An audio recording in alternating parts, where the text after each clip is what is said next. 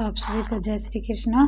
आज हम भागवत गीता के दूसरे अध्याय सांख्य योग के 39वें श्लोक की व्याख्या पढ़ रहे हैं। अगर वीडियो अच्छी लगे तो वीडियो को लाइक करें और चैनल को सब्सक्राइब करें।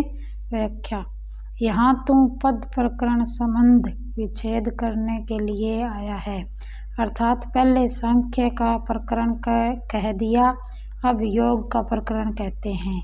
यहाँ ऐसा पद पूर्व श्लोक में वर्णित समबुद्धि के लिए आया है। इस समबुद्धि का वर्णन पहले सांख्य योग में अच्छी तरह किया गया है।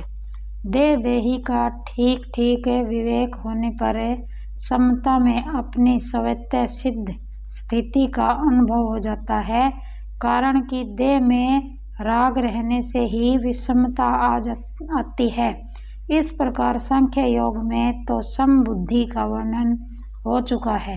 अब इसी समबुद्धि को तुम कर्म योग के विषय में सुन। इमाम कहने का तात्पर्य है कि अभी इस समबुद्धि को कर्म योग के विषय में कहना है कि यह समबुद्धि कर्म योग में कैसे प्राप्त होती है, इसका स्वरूप क्या है, इसकी महिमा क्या है। इन बातों के लिए भगवान ने इस बुद्धि को योग के विषय में सुनने के लिए कहा है। अर्जुन के मन में युद्ध करने से पाप लगने की संभावना थी, परंतु भगवान के मत में कर्मों में विषम बुद्धि होने से ही पाप लगता है। इसका स्वरूप क्या है, इसकी महिमा क्या है। इन बातों के लिए भगवान ने इस बुद्धि को योग के विषय में सुनने के लिए कहा।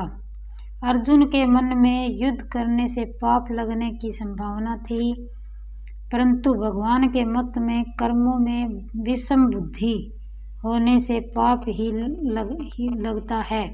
समबुद्धि होने से पाप लगता ही नहीं। जैसे संसार में पाप और पुण्य की अनेक क्रियाएं रहती है, पर उनसे हमें पाप पुण्य नहीं लगते, क्योंकि उनमें हमारी समबुद्धि रहती है, अर्थात उनमें हमारा कोई पक्षपात आग्रह राग द्वेष नहीं रहते। ऐसे ही तुम समबुद्धि से युक्त रहेगा तो तेरे को भी ये कर्म बंधन कारक नहीं होंगे। इसी अध्याय के 7वें श्लोक में अर्जुन ने अपने कल्याण की बात पूछी थी, इसलिए भगवान कल्याण के लिए के मुख्य साधनों का वर्णन करते हैं। पहले भगवान ने सांख्य योग का साधन बताकर कर्तव्य कर्म करने पर बड़ा जोर दिया कि क्षत्रिय के लिए धर्म रूप युद्ध से बढ़कर श्रेय का अन्य कोई साधन नहीं। फिर कहा कि समबुद्धि से युद्ध किया जाए तो पाप नहीं लगता। अब उसी समबुद्धि को कर्मयोग के विषय में कहते हैं। कर्मयोगी लोक संग्रह के लिए सब कर्म करता है। लोक संग्रह के लिए कर्म करने से अर्थात निस्वार्थ भाव से लोक मर्यादा सुरक्षित रहने के लिए लोगों को उन मार्ग से हटाकर सन्मार्ग में लगाने के लिए कर्म करने से समता की प्राप्ति सुगमता से हो जाती है।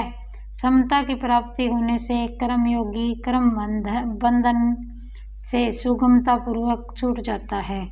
यह श्लोक 30वें श्लोक के बाद ही ठीक बैठता है और यह वहीं आना चाहिए था। कारण यह है कि इस श्लोक में 2 निष्ठाओं का वर्णन है।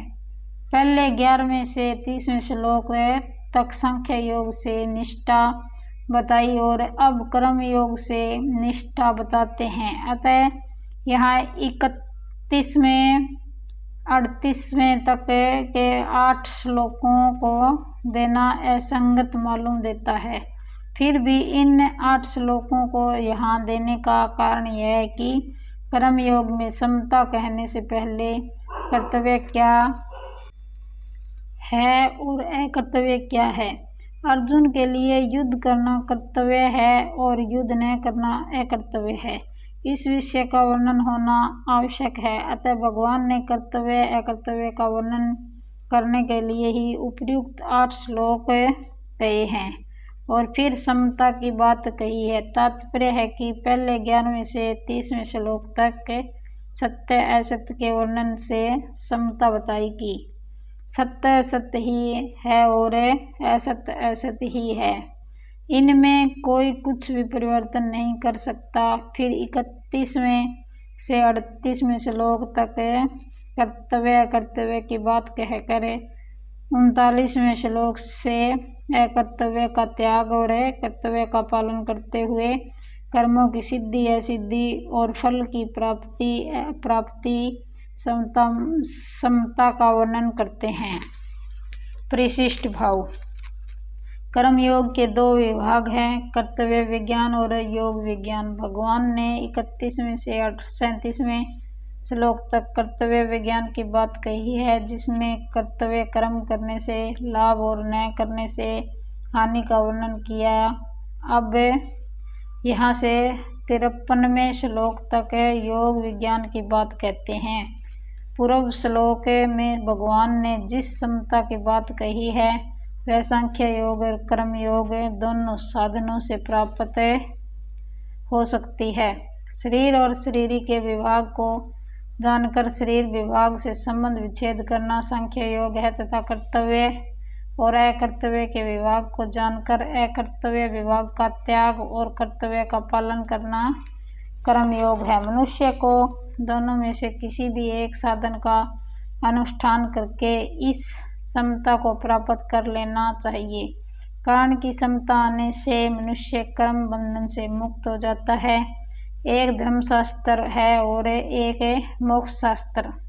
यहाँ 31वें से 37वें श्लोक तक धर्म शास्त्र की और 39वें से 53वें श्लोक तक मोक्ष शास्त्र की बात आई है। धर्म से लौकिक और पारमार्थिक दोनों तरह की उन्नति होती है। धर्मशास्त्र में कर्तव्य पालन मुख्य है। धर्म कहो चाहे कर्तव्य कहो एक ही बात है।